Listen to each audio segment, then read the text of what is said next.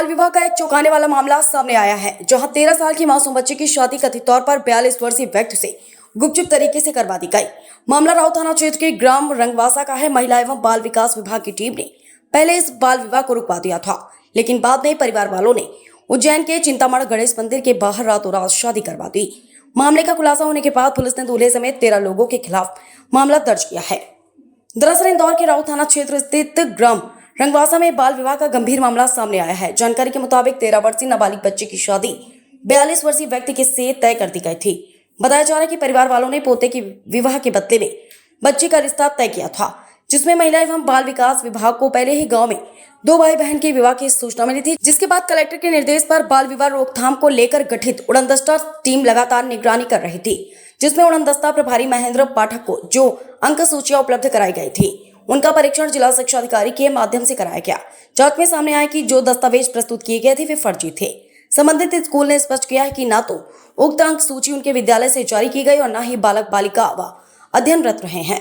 इसके बाद उड़नदस्ता टीम ने ग्राम रंगवासा पहुंचकर बाल विवाह रुकवा दिया था, लेकिन आरोप है कि परिवार वालों ने प्रशासन की आंखों में धूल झोंकते हुए नाबालिग बच्ची को रातों रात उज्जैन ले जाकर चिंतामण गणेश मंदिर के बाहर गुपचुप तरीके से 26 अप्रैल की रात में विवाह करवा दिया और बाद में उसे वापस घर छोड़ दिया ताकि किसी को शक न हो। मामले की जानकारी सामने आने के बाद उड़नदस्ता प्रभारी महेंद्र पाठक ने राउत थाने में शिकायत दर्ज कराई। पुलिस ने शिकायत के आधार पर 42 वर्षीय दूल्हे वधू और वर पक्ष के परिजनों सहित शादी समारोह में शामिल कुल 13 लोगों के खिलाफ विभिन्न धाराओं में प्रकरण दर्ज किया है। फिलहाल पुलिस पूरे मामले की जाँच में जुटी हुई है। पटक साहब, आप बाल विवाह के मौके पर पहुंचा था, गठित दल के आप भी सदस्य हैं, क्या पूरी जानकारी रंगवासा में एक बाल विवाह की सूचना हमें प्राप्त हुई थी। उसके आधार पर हम निरीक्षण करने पहुंचे थे, तो मालूम पड़ा था कि जो लड़की की शादी होनी है उसके लिए उसके दादाजी से जो उसके बड़ा भाई है, उसकी शादी सांवेर के दयाखेड़ा में तय की थी और लड़के के जो ससुराल वाले हैं उन्होंने एक शर्त रखी थी कि यदि हमारे भाई को जो 42 साल का उससे कोई लड़की दिलवाओगे तो ही हम शादी करेंगे। तो इस शर्त पे उसके दादाजी मानकर उन्होंने अपनी 13 साल की पोती का विवाह उसके साथ करना तय कर दिया था, क्योंकि हमने उन्हें समझाई थी और समझाइश के बाद वो मान गए थे और बालिका प्रतिदिन आंगनबाड़ी पर अपनी उपस्थिति भी दे रही थी। इस बीच उसके साथ कहीं मारपीट हुई तो उसने अपनी मम्मी को बताया, क्योंकि उसके पिताजी की मृत्यु हो गई है और माँ दूसरी शादी करके धार में रह रही है। तो उसकी माताजी का फोन आया हमारे पास कि उन्होंने बालिका की शादी कर दी है। जब इसके लिए हम वहाँ परीक्षण करने गए तो पता चला कि बालिका को वाकई शादी की है उन्होंने। हम उसे बाल कल्याण समिति के समक्ष प्रस्तुत किया और बाल कल्याण समिति के समक्ष उसने जब अपना बयान दिए तो उससे स्पष्ट हुआ कि 26 अप्रैल की रात को उस बालिका को चुपचाप ले जाकर चिंतामण गणेश मंदिर में, जब मंदिर बंद हो गया था उसके बाहर ही उसकी शादी करवाई और शादी करवाने के बाद उससे लड़की को उसके दादा के घर वापस छोड़ दिया। अगले दिन सुबह उस बालिका ने आंगनबाड़ी में फिर उपस्थिति दर्ज कराई, जिससे हम गुमराह होते रहे कि बालिका की अभी शादी नहीं हुई है। पर बालिका के कथन के आधार पर हम लोगों ने कल प्राथमिकी दर्ज करवा दी है और पुलिस उसमें आगामी कार्रवाई कर रही है। पटक साहब, इसमें एक प्रथा का जिक्र हो रहा है बार बार, बेटी दो बेटी लो, ये प्रथा क्या है और ये कुछ समाजों में ये प्रथा है, अभी भी प्रचलन में है कि बेटी दो बेटी लो, यानी इनमें आटा साटा, एक उनका कहना है कि आटा साटा होता है। एक ही परिवार से कई लड़की दे दी जाती है और उसी परिवार की लड़की ले ली जाती है, उसके आधार पे करते हैं हम लोग। इसके लिए हम जागरूक करने का सतत प्रयास कर रहे हैं, क्योंकि हमारे इंदौर में एडिशनल डीसीपी संध्या राय मैडम ने इस चीज को लेकर सतत प्रयासरत है और वो जगह जगह कार्यशाला हम उनके साथ में मिलकर हम ये कर रहे हैं और कार्यशाला के माध्यम से लोगों को जागरूक कर रहे हैं कि इस तरह से कम उम्र में बच्चों की शादी ना करें। अच्छा, बच्ची की उम्र कितनी थी और जिसका विवाह हो रहा था उसकी उम्र कितनी थी? बालिका की उम्र उसके जो प्रमाण पत्र सामने आए हैं उसके आधार पर उसकी उम्र 13 वर्ष है और जिससे उसका विवाह किया जा रहा था उस युवक की उम्र 42 साल सामने आई है। पटक साहब, इसमें जो कुल मिला के आपने जो जांच की है, कुल कितने लोगों को अभी दोषी पाया गया, कितने लोगों को मामला दर्ज किया गया? जो कि बाल विवाह प्रतिषेध अधिनियम की 3 धाराएं महत्वपूर्ण है, 9, 10 और 11। इस अधिनियम की धारा 9 के तहत विवाह करने वाला युवक जिसकी उम्र 18 वर्ष से अधिक है और उसने शादी की है तो उस व्यक्ति के खिलाफ धारा 9 के तहत कार्रवाई की है। ये वहीं शादी कराने वाले दोनों पक्षों के माता पिता, उनके खिलाफ धारा 10 के तहत कार्रवाई की है और विवाह में शामिल होने वाले सभी लोगों के खिलाफ भी हमने एफआईआर दर्ज की है, जिसका कुल मिलाकर इनसे 13 लोगों को अपराधी बनाया गया है। अपना परिचय? महेंद्र पाठक, प्रभारी बाल विवाह विरोधी व्यवस्था, महिला बाल विकास इंदौर। पुलिस थाना राव में एक शिकायत, जो बेसिकली यहाँ जो बाल कल्याण प्रतिषेध एक दस्ता है, जो समिति है उसके माध्यम से एक शिकायत की गई थी कि कोई एक 13 वर्षीय मतलब पीड़िता है और उस पीड़िता की जोर जबरदस्ती उसकी जो फोर्सफुल मैरिज एक मतलब सीनियर जो उम्र में दराज व्यक्ति से की गई।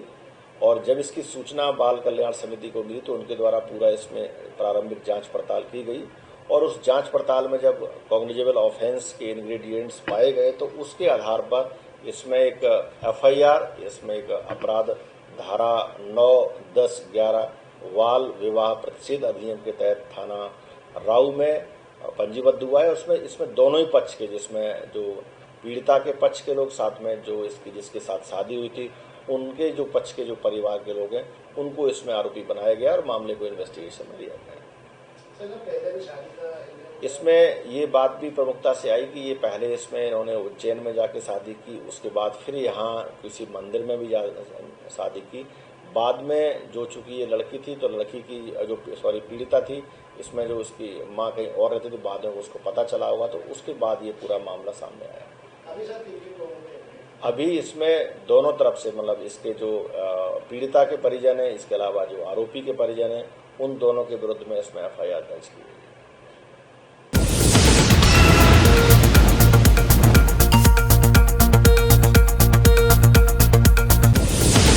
अंजड़ में बुधवार रात 9 बजे के दरमियान अंजड़ के बड़वानी रोड पर धनौरा बसाहट स्थित साईं गोपाल होटल के पास दो बाइकों की आमने सामने जोरदार टक्कर हो गई, जिसमें हेमेंद्र पिता भारत सिंह तोमर निवासी शिक्षक कॉलोनी के मौके पर ही मौत हो गई, जबकि दूसरी बाइक सवार प्रवीण जयमाल और प्रदीप अजनारे गंभीर रूप से घायल हुए, जिन्हें इमरजेंसी 108 एम्बुलेंस के ईएमटी संतोष सेन और पायलट विजय वानखेड़े ने सभी को अंजड़ सिविल अस्पताल पहुंचाया। दरअसल medical officer doctor Arvind Piplia ने प्राथमिक उपचार के बाद दोनों घायलों को जिला अस्पताल रेफर किया, तो वहीं मृतक के शव को पोस्टमार्टम के लिए पहुंचाया गया। सूचना पर पहुंची पुलिस ने ट्रैफिक नियंत्रित किया गया और दुर्घटना की जांच में जुट गई है। बाजू भी खतरनाक है। अरे हाँ तो जाए हम बाजू हाँ जो गबो और निकले बीच में हाँ तो गबो हाँ गवा कुछ गवा कहीं बोला है गबो दूध वाला नहीं कोई यार। अरे हाँ एक आज दौड़ी रहा है गबो ठोक बुलेट नहीं जाएगा सर का।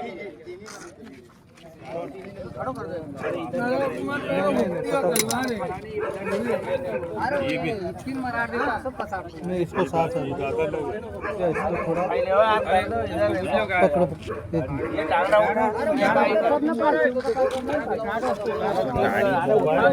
फोन भी कोई का आवा तो उठा ही ले रहे, अब फोन भी था नहीं निकालता नहीं।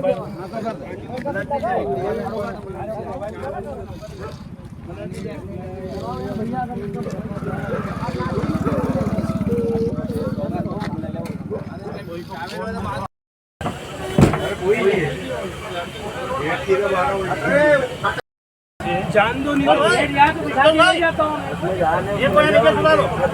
अरे एक को नीचे सुला दो बोल रहे नीचे सुला दो।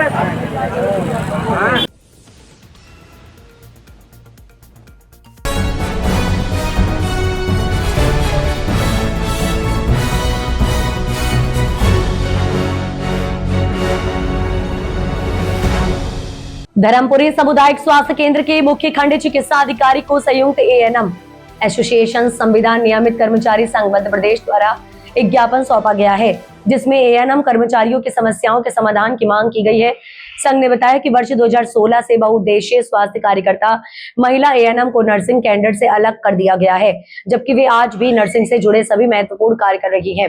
इनमें मातृ एवं शिशु स्वास्थ्य सेवाएं, एएनसी जांच, जन्म से 16 वर्ष तक टीकाकरण, एचपीवी वैक्सीनेशन, डिलीवरी एवं शिफ्ट ड्यूटी जैसे जिम्मेदार काम शामिल हैं। इसके साथ ही एएनएम बहनों ने ग्रामीण क्षेत्रों में डेंगू, चिकनगुनिया, पोलियो और कोविड-19 जैसी बीमारियों से लोगों को बचाने में भी महत्वपूर्ण भूमिका निभाई है। नेटवर्क समस्या से जूझ रही एएनएम ग्रामीण क्षेत्रों में कार्यरत एएनएम कर्मचारियों को सार्थक उपस्थिति, ऑनलाइन अटेंडेंस दर्ज करने में नेटवर्क समस्या का सामना करना पड़ रहा है, जिससे उनकी उपस्थिति दर्ज नहीं हो पा रही है। मुख्य मांगे एएनएम को पुनः नर्सिंग कैडर में शामिल किया जाए, वेतन विसंगति दूर कर ग्रेड पे 3200 दिया जाए, नेटवर्क समस्या को ध्यान में रखते हुए उपस्थिति प्रणाली में राहत दी जाए चेतावनी भी दी। संघ ने साफ कहा है कि यदि उनकी मांगे नहीं मानी गई तो वे सभी शासकीय ऑनलाइन और ऑफलाइन कार्य बंद करने को मजबूर होंगे, जिससे स्वास्थ्य सेवाएं प्रभावित हो सकती हैं। महत्वपूर्ण जानकारी।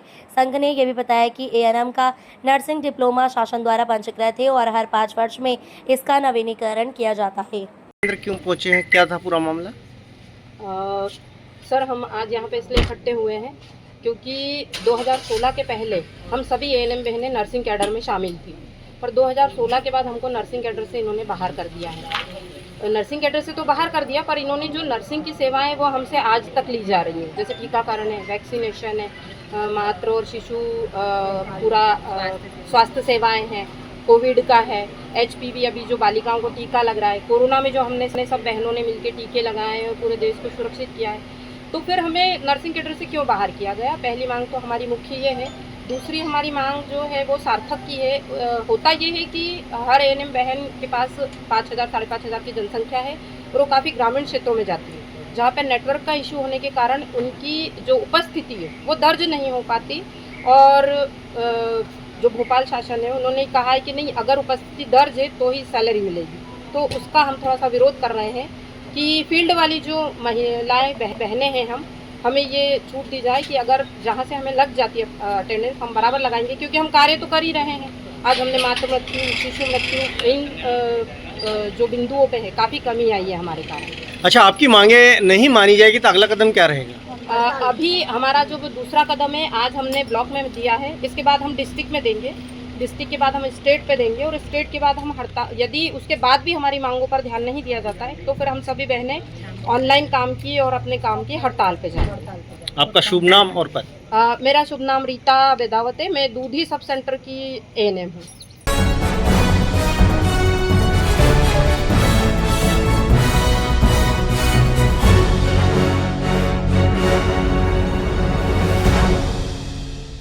इंदौर में 2026 के चर्चित हनी ट्रैप मामले के वरिष्ठ ब्लैकमेलिंग गिरोह द्वारा आपत्तिजनक वीडियो फोटो के जरिए उच्च पदस्थ लोगों को फंसाने के मामले में जांच के दौरान अब छत्तीसगढ़ में तैनात डीआईजी स्तर के एक वरिष्ठ अधिकारी का कथित वीडियो रिकॉर्ड होने का दावा किया जा रहा है।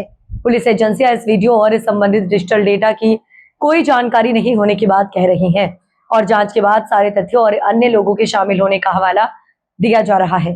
इंदौर के शराब कारोबारी को हनी ट्रैप के जरिए फंसाने और ब्लैकमेलिंग करने के मामले में जांच कर रही इंदौर क्राइम ब्रांच की जांच में पता चला कि सागर निवासी भाजपा नेत्री रेशु चौधरी को गिरोह के नेटवर्क में शामिल होने के आरोप में आरोपी बनाया गया है। रेशु पर आरोप है कि वह नेताओं, कारोबारियों और अफसरों को जाल में फंसाकर उनके आपत्तिजनक वीडियो रिकॉर्ड करवाती थी और बाद में उन्हें ब्लैकमेल किया जाता था। दरअसल रेशु का नाम इंदौर के शराब कारोबारी को ब्लैकमेल करने वाले मामले में सामने आया है, जिसके बाद क्राइम ब्रांच ने रेशु के खिलाफ मामला दर्ज कर उसकी गिरफ्तारी के लिए दबिश देना शुरू कर दिया था। गौरतलब है कि शराब कारोबारी को ब्लैकमेल करने के मामले में क्राइम ब्रांच पुलिस ने इंदौर निवासी अलका दीक्षित, उसके बेटे जय सिंह को पुलिस आरक्षक विनोद शर्मा, प्रॉपर्टी ब्रोकर लाखन और 2018 में हनी ट्रैप के आरोपी रही श्वेता जैन को आरोपी बनाया है। क्राइम ब्रांच के डीसीपी राजेश त्रिपाठी के मुताबिक मुख्य आरोपी श्वेता विजय जैन और रेशु चौधरी का नेटवर्क कई हाई प्रोफाइल व्यक्तियों तक फैला था और यह नेटवर्क भोपाल में बैठकर रणनीति तैयार करता था, जहां से आपत्तिजनक वीडियो बनाने और ब्लैकमेलिंग की योजना को आगे बढ़ाया जाता था। कथित तौर पर इस गिरोह द्वारा mobile, WhatsApp chat, audio video data और अन्य डिजिटल साक्ष्यों का उपयोग कर ब्लैकमेलिंग किया गया था। डीसीपी त्रिपाठी ने बताया कि जांच अब डिजिटल और फॉरेंसिक विशेषज्ञों की मदद से इन साक्ष्यों की और विस्तार से पड़ताल कर रही है। फिलहाल क्राइम ब्रांच आरोपियों के mobile phone, chat log, audio video clip और अन्य डेटा पर तकनीकी जांच कर रही है ताकि ये पता लगाया जा सके कि किस किस व्यक्ति को ब्लैकमेल किया गया है और ये गिरोह कहां तक फैला हुआ है। आगे की जांच में और भी नाम सामने आने की संभावना जताई जा रही है। डीसीपी ने अन्य आरोपियों के नाम बताने से इनकार कर दिया और कहा कि जांच अभी जारी है, हो सकता है कि कुछ और आरोपियों के नाम सामने आ सकते हैं। ये मामले में क्या कुछ अपडेट है? उसमें कुछ और नाम भी सामने आए हैं। शराब व्यापारी की में अपडेट यह है कि अभी इसमें जब अलका से और इनसे फर्दर पूछताछ की गई श्वेता से, तो एक और नाम सामने आया रेशु चौधरी का। रेशु चौधरी सागर की रहने वाली हैं और ये बाहर पढ़ाई करती थी, बाद में यहाँ वापस आई। जब ये धीरे धीरे इन्होंने भी, चूँकि अलका दीक्षित से इनके संपर्क हो गए थे, तो इन्होंने आपस में जब ये प्लान किया, अलका दीक्षित ने जो अभी व्यापारी के साथ, जमीन व्यापारी के साथ जो घटना घटित की थी, उसमें ये लोग प्लानिंग में शामिल थे, जिसमें श्वेता और ये रेशु भी शामिल थी।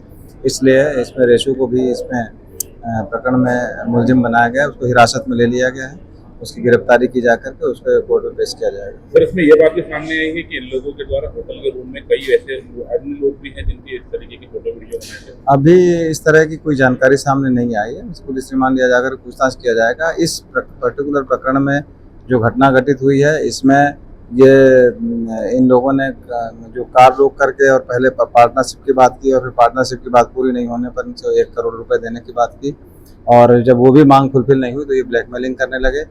इस संबंध में ही ये प्रकरण पंजीबद्ध हुआ है, और इसमें इनका भी इन्वॉल्वमेंट, चूंकि इनके टेक्निकल तरीके से जब इनके वेरिफिकेशन किया गया तो ये लगातार रेशु चौधरी और इसे श्वेता से भी संपर्क में थे, इसीलिए इनको भी इसमें आरोपी बनाया गया। श्वेता के साथ की बात भी सामने आई है तो किस तरह की कोई बात नहीं, अभी इसमें ब्लैकमेलिंग की बात है। इसमें चूंकि इसमें इन्होंने फरियादी पक्ष ने लिखाया है कि तुम्हारे फोटो वीडियो मेरे पास में है, तो इस संबंध में ही परीक्षण किया जा रहा है। अभी मोबाइल देखा जा रहा है, क्या इसमें ऐसी कोई जानकारी है नहीं है, इस संबंध में परीक्षण किया जा रहा है। श्वेता और अलका की क्या जेल में मुलाकात हुई थी और वहीं से क्या इस चीज की प्लानिंग शुरू हुई थी? श्वेता और अलका की जेल में ही मुलाकात हुई थी, और बाद में यहाँ पर श्वेता पेशियों में भी आती थी, अलका भी पेशी में आती थी, वहीं पे इनकी मुलाकात हुई थी। गुजरात लिंक का एक कलेक्शन बताया जा रहा है, गुजरात का क्या कनेक्शन है इसकी? इस संबंध में कोई कनेक्शन अभी तो नहीं मिले हैं। जो हमारा पर्टिकुलर प्रकरण उसका फरियादी यहीं बाणगंगा का रहने वाला है, और ये पहले अलका दीक्षित के संपर्क में आया था। जैसे मैंने पहले भी बताया, अलका दीक्षित से ये बिजनेस जब परिचय हो गया था तो ये बिजनेस पार्टनर बनने की बात करने लगे। जब ये बात नहीं जमी तब इन्होंने ब्लैकमेल करने की कोशिश करी। ये पूरी इसकी जानकारी है जो सामने आई। सर, अलका दीक्षित की क्या प्रोफाइल है, ये भी बताते हैं कि कोई अपराधी? अलका दीक्षित के पहले से ही 16-17 अपराध कायम है, जिसमें शराब के भी हैं, मारपीट के भी हैं, 420 के भी पहले हैं। यही सब जानकारी जब सामने आई तो फरियादी इस समझौते से हट गया था। सर, इसमें कोई पुलिसकर्मी का भी नाम आ रहा है सर? इसमें विनोद शर्मा नाम के पुलिसकर्मी का भी नाम आ रहा है, और जो कि यहाँ पर कमिश्नरेट में पदस्थ था, और उसके भूमिका की इसमें जांच की जा रही है, और यदि पाया जाता है कि उसका भी इन्वॉल्वमेंट है तो उसकी भी गिरफ्तारी की जाए। सेक्सुअल रिलेशन बनाने की भी बात सामने आई है, इन्होंने उसके नाम पर दबाव बनाया है, ऐसी भी कोई बात सामने आई है? अभी ऐसी कोई बात सामने नहीं। सर, रेशु की क्या भूमिका थी इस पूरे प्रकरण में? षड्यंत्र में शामिल थी। अलका दीक्षित के साथ और श्वेता के साथ इसका भी षड्यंत्र था। कहीं ना कहीं ये लोग, श्वेता चूँकि पूर्व में भी हनी ट्रैप मामले में आरोपी है, तो इसका नाम अत्यधिक चर्चित होने की वजह से ही इन्होंने इसका फायदा उठाते हुए इसको ब्लैकमेल करने की कोशिश कर रहे थे। सर, रेशु बीजेपी से भी जुड़ी हुई है, इस तरह की भी जानकारी सामने आई है? ये एक सामान्य वहाँ महिला कार्यकर्ता के रूप में जुड़ी हुई थी, लेकिन अभी इसकी भूमिका की जांच की जाए। सर, इंदौर में रहती थी रेशु पिछले टाइम? नहीं, ज़्यादातर ये सागर में रहती थी। सर, यही होटल रूम वगैरह में जाती थी, वीडियो बनाती थी, ऐसी भी जानकारी? ऐसी कोई जानकारी सामने नहीं। सर, कितने कुल टोटल आरोपी बने इसमें? अभी इसमें टोटल 5 आरोपी बने हैं, 2 के भूमिका की जांच की जा रही है। यदि वो उनकी भूमिका संदेहास्पद होगी तो उनकी भी गिरफ्तारी की जाएगी।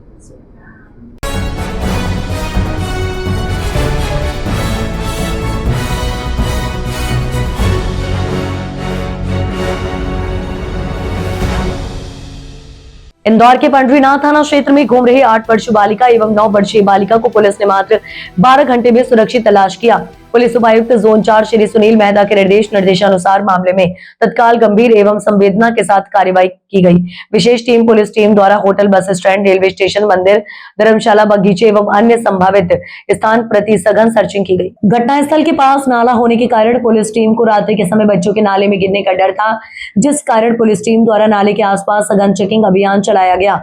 सीसीटीवी फुटेज, तकनीकी सहायता एवं सोशल मीडिया प्लेटफॉर्म के माध्यम से व्यापक स्टार प्रति बच्चों की तलाशी ली गई है। भिक्षावृत्ति उन्मूलन दल एवियन पुलिस के समाधानों से जोनॉन बच्चों को सुरक्षित पेश किया गया।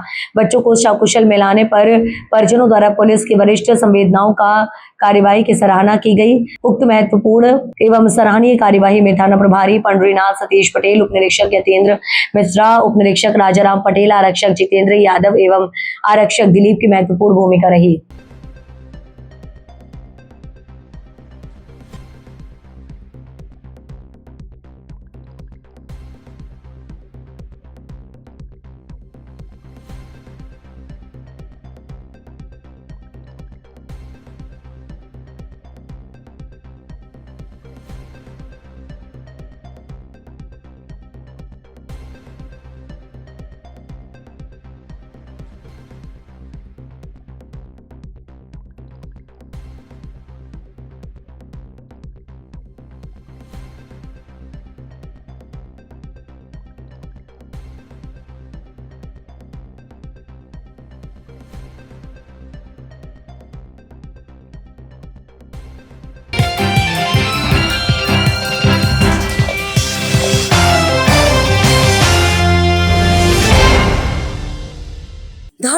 बिरला थाना क्षेत्र के ग्राम खिड़किया खुर्द में एक दर्दनाक हादसे ने पूरे गांव को झकझोर कर रख दिया। यहां अचानक हुए शॉर्ट सर्किट ने देखते ही देखते एक मकान को आग की लपटों में घेर लिया। कुछ ही मिनटों में मामूली चिंगारी ने विकराल रूप ले लिया और पूरा घर धू धू कर जलने लगा। घटना के वक्त घर में रखा घरेलू सामान, नकदी और सोने चांदी के आभूषण आग की भेंट चढ़ गया। आग इतनी भयावह थी कि परिवार को संभलने का मौका तक नहीं मिला। चीख पुकार सुनकर आसपास के ग्रामीण मौके पर पहुंचे और आग बुझाने की कोशिश शुरू की, लेकिन तेज लपटों और धुएं के कारण हालात तेजी से बिगड़ते चले गए। इस हादसे में मकान में मौजूद मायाराम और भगवंती भी आग की चपेट में आ गए। दोनों गंभीर रूप से झुलस गए। ग्रामीणों ने तत्काल फायर ब्रिगेड और 108 एम्बुलेंस को सूचना दी। मौके पर पहुंचे ग्रामीणों और दमकल कर्मियों ने काफी मशक्कत के बाद आग पर काबू पाने का प्रयास किया, लेकिन तब तक मकान पूरी तरह जलकर खाक हो चुका था।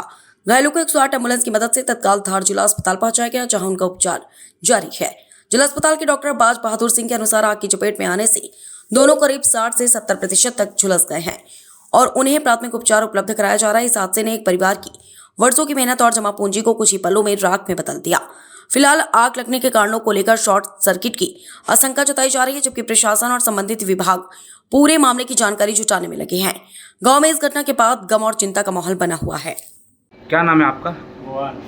अच्छा, ये जो जले काई से जले? जो मकान में अंदर था, लाइट फाल्ट आई तो अंदर था, तो इसमें भागने में जल गया बेचारा। अच्छा, क्या नुकसान हुआ मकान में? बहुत नुकसान है, पैसे भी बल गया, चांदी और गेहूँ था, 3 लड़का इसका 3 लड़का गेहूँ था, बहुत सामान था, बहुत सामान बल गया, पैसे भी था बहुत। कौन से गांव का मामला है? खिड़किया खुर्द। थाना कौन सा लगेगा? तिरला। अच्छा, फायर ब्रिगेड आई थी क्या? हाँ, फायर ब्रिगेड आई थी वहाँ फायर ब्रिगेड? हाँ। आपका नाम बता दो। भगवान सिंगार। ये जले इनका नाम क्या है? मैयारा और भगवती भाई। भगवती भाई।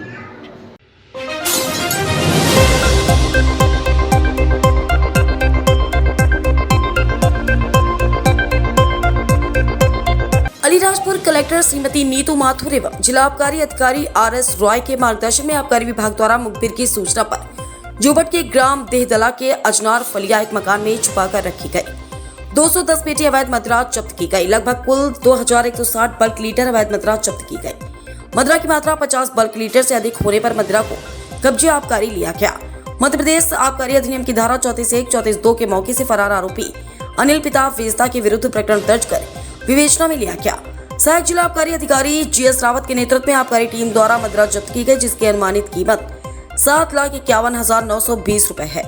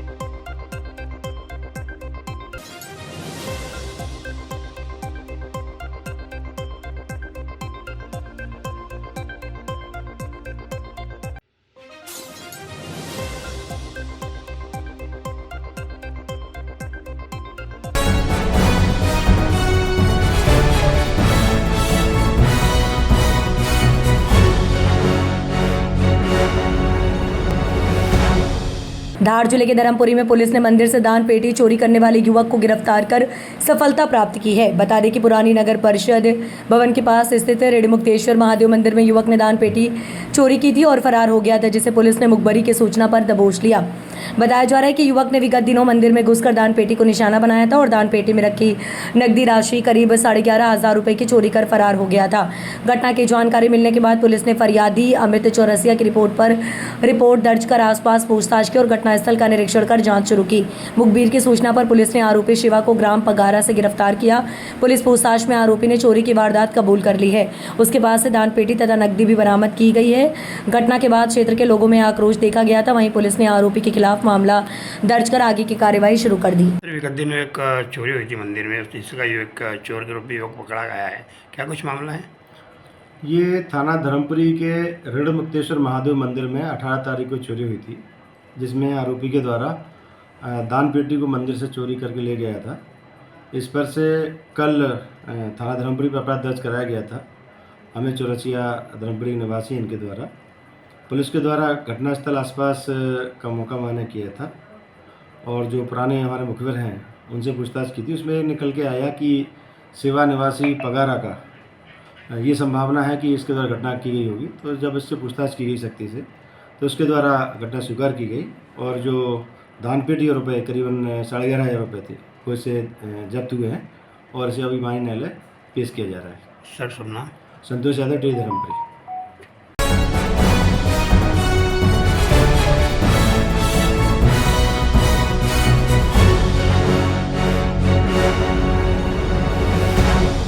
मध्य प्रदेश की भाजपा सरकार और उनके मंत्री सरकार की नल जल योजना को लेकर बड़े बड़े दावे करते हैं। हर घर नल से जल देने की बात करती है, लेकिन योजनाओं की जमीनी हकीकत कुछ और ही बयां करती है। आप देख सकते हैं कि आदिवासी बाहुल्य क्षेत्र अलीराजपुर जिले में पानी की किल्लत से लोग परेशान हैं। गर्मी में लोग पानी के लिए हैंडपंप पर लाइन लगाकर खड़े हैं और कहीं तो छोटे छोटे बच्चे 3 पहिए की गाड़ी पर दूर से पानी के बर्तन भरकर ला रहे हैं। गर्मी बढ़ने के साथ ही पानी का संकट भी गहराता जा रहा है। हालात ऐसे हैं कि लोगों को 3-3 दिन तक नलों में पानी का इंतजार करना पड़ रहा है। मजबूरी में लोग हैंडपंप का मटमैला और गंदा पानी पीने को मजबूर हैं। सरकार की हर घर नल से जल योजना के दावे जमीनी हकीकत से कोसों दूर नजर आ रहे हैं।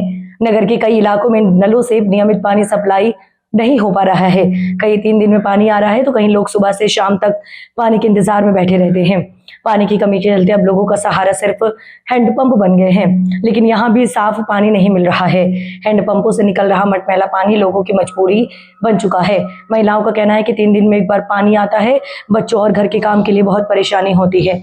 मजबूरी में यही गंदा पानी पीना पड़ रहा है। दरअसल आपको बता दें, जब इस संबंध में नगर पालिका के अधिकारी से बात की गई तो उन्होंने कहा कि नगर में जो भी पानी सप्लाई हो रहा है वो पानी फाटा डैम से नगर के फिल्टर प्लांट पर आ रहा है, लेकिन फाटा डैम में एक मोटर जल जाने के कारण पानी सप्लाई में समस्या आ रही है। जल्दी इस समस्या को दूर किया जाएगा।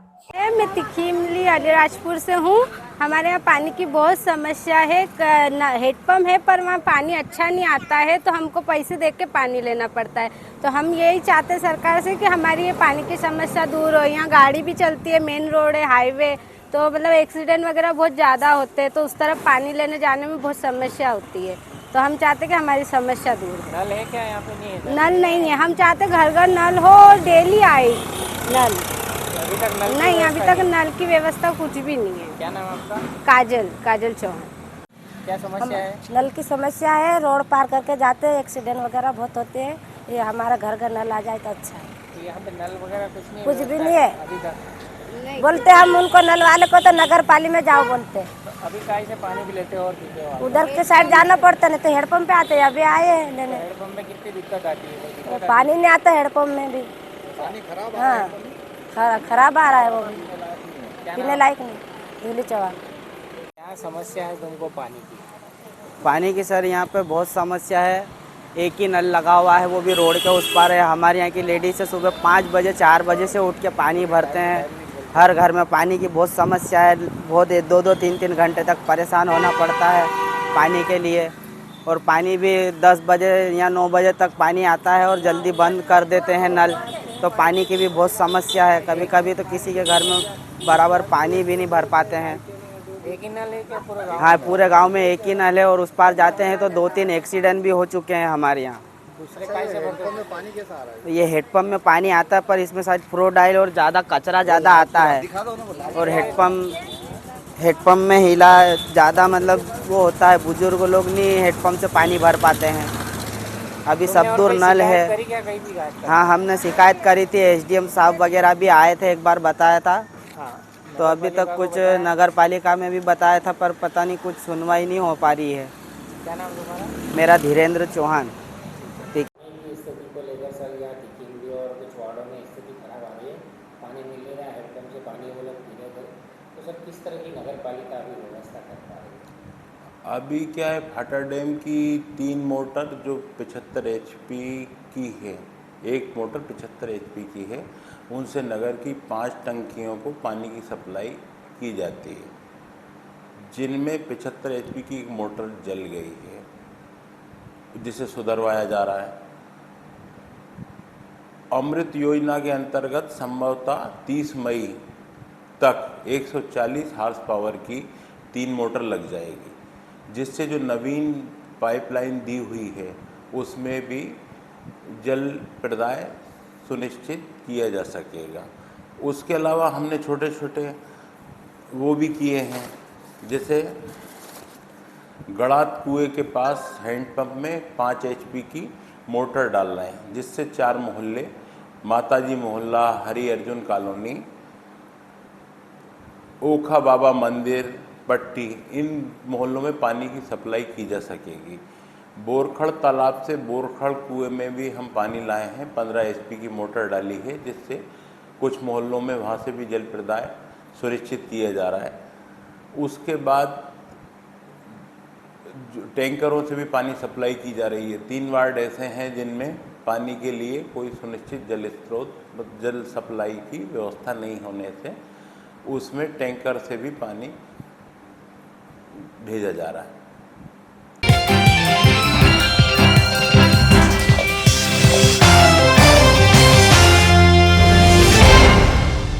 खबरों में आगे बढ़ते हैं, बात करते हैं धार जिले की। धार जिले के मनावर के समीप ग्राम कौठी के पुनर्वास में बीती रात 3:30 बजे करीब 4 चोरों ने एक किसान के घर धावा बोल दिया।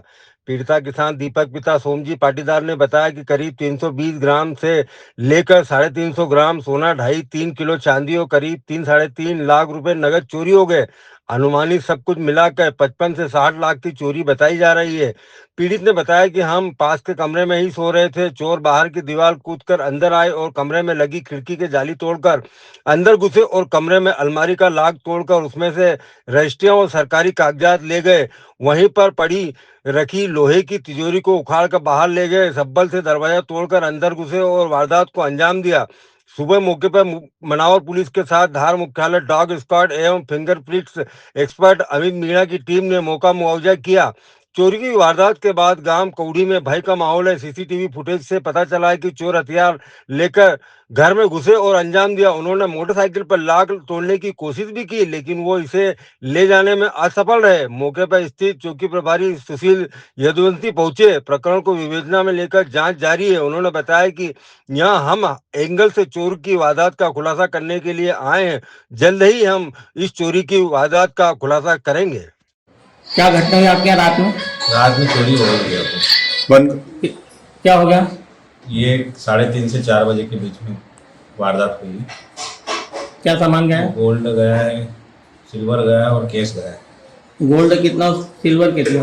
गोल्ड है 35 तोले के आसपास, 32 से 35 तोले के आसपास, और सिल्वर है 3 से 4 तोले, और कैश है 3 से 4 लाख। करीब कितने का माल होगा? करीब ये होगा पूरा करीब 50-55 के आसपास। 55 लाख रुपए का? 55 के आसपास आज की तारीख है। कितने चोर थे वो? 4 जाए कैमरे में, 4 आ रहे। हथियार थे उनके हाथों में? बिल्कुल हथियार थे। नाम क्या है आपका? अतुल पाटीदार। क्या घटना घटी है? आज हमारे गांव में चोरी जो हुई है, हमारे क्षेत्र में पिछले एक हफ्ते में 2 चोरियां हुई। एक सिंगाना में हुई है, एक यहाँ हुई है। पुलिस प्रशासन बिल्कुल निष्क्रिय तरीका से अपना काम कर रहा है। यही नहीं कि घर की चोरियां हो रही है, इस बीच हमारे जो खेत की मोटर पंप हैं वो पिछले 2 महीने में 2 बार चोरी हो चुकी है। उसके लिए हम रात्रि में 2 बजे तक वहाँ गश्त कर रहे हैं। अब आदमी सोएगा कब, खेती कब करेगा और कब को संभालेगा? पुलिस प्रशासन अपना काम बिल्कुल जवाबदारी से नहीं करता। आपसे निवेदन है थोड़ा कि पुलिस को सतर्क करें। सबसे बड़ी चोरी है। ये पहले के इसमें बड़े शहरों में चोरी होती थी, आजकल छोटे शहरों में चोरी हो रही है। ये पुलिस प्रशासन और पत्रकार संघ सबके लिए इसको चोरों को ढूंढना मेरे हिसाब से ये रहेगा, ताकि ग्रामीण जनताओं में इस टाइप की चोरी ये करे और प्रशासन उस चोरों को पकड़े तो जनता के प्रति, प्रशासन के प्रति विश्वास जागेगा। तो इस चोरी को पकड़ने का मेरे हिसाब से चोरी को पकड़ना चाहिए। लोगों को प्रति, चोरों के प्रति डर बहरे और लोगों को प्रशासन के प्रति विश्वास जागृत हो।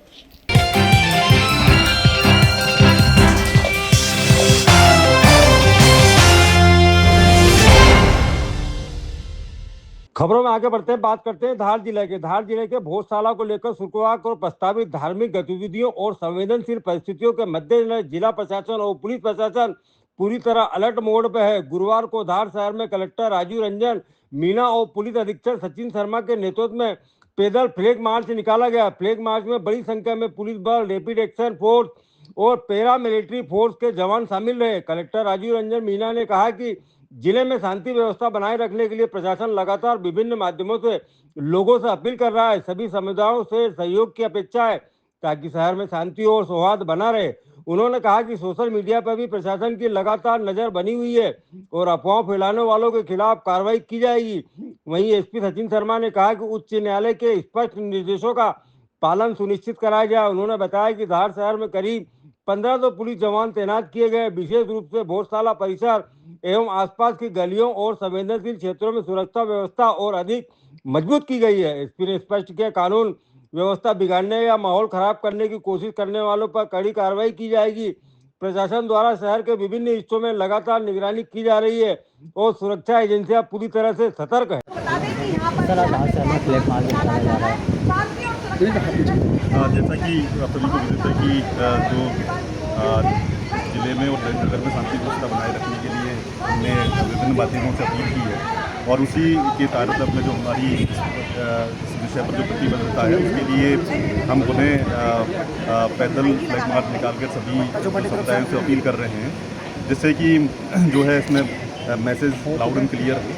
और विशेषकर जो हमारी जो कल की जो व्यवस्थाएं हैं उसके बारे में भी जो हमने जो यहाँ रिक्वायरमेंट है उसके हिसाब से पर्याप्त हमारे पास में पुलिस बल की तैनाती की गई है, जिससे कि जो है शांति व्यवस्था बनी रहे। और विभिन्न माध्यमों से भी हम अपील कर रहे हैं और इसके अलावा जो सोशल मीडिया के जितने प्लेटफॉर्म्स हैं उन पर भी हम कड़ी नज़र रख रहे हैं, जिससे कोई भी ऐसी भ्रामक जानकारी, संदेश या अफवाह प्रसारित ना हो जो कि शांति व्यवस्था को खराब करे।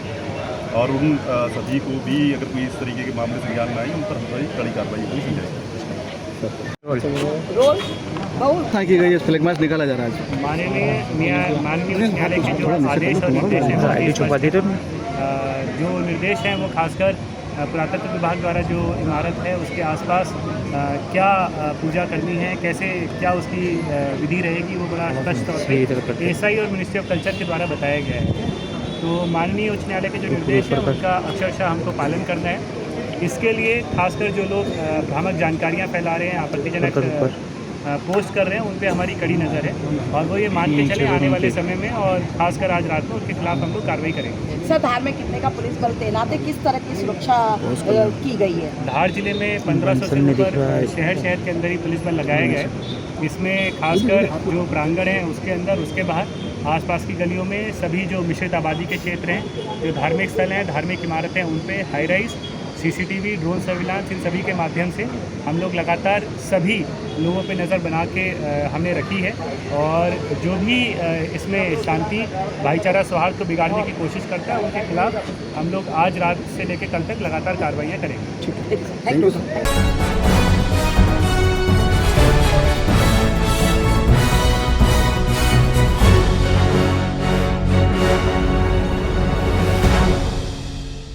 आजाद नगर पुलिस की त्वरित कार्रवाई, हत्या के मामले में एक आरोपी गिरफ्तार। एसक्यूवी जब्त। थाना चंद्रशेखर आजाद नगर क्षेत्र के ग्राम छोटी कोल में 18 मई 2026 को हुए जानलेवा हमले के मामले में पुलिस ने त्वरित कार्रवाई करते हुए मुख्य आरोपी विक्रम मावी 35 वर्षीय निवासी राठौड़ी को गिरफ्तार कर लिया है। घटना में प्रयुक्त महिंद्रा एसक्यूवी GJB-CB 5040 भी जब्त की गई है। घटना में आरोपियों ने रास्ता रोकने के विवाद पर फरियादी शैतान बामनिया और उसके पिता रमेश बामनिया पर लाठी डंडों व धारदार हथियारों से हमला कर गंभीर रूप से घायल कर दिया था। उपचार के दौरान रमेश बामनिया की मृत्यु हो जाने पर प्रकरण में हत्या की धारा 103(1) BNS जोड़ी गई। पुलिस ने अपराध क्रमांक 207/2026 दर्ज कर मामले की जांच शुरू कर दी है। अन्य फरार आरोपियों की तलाश जारी है।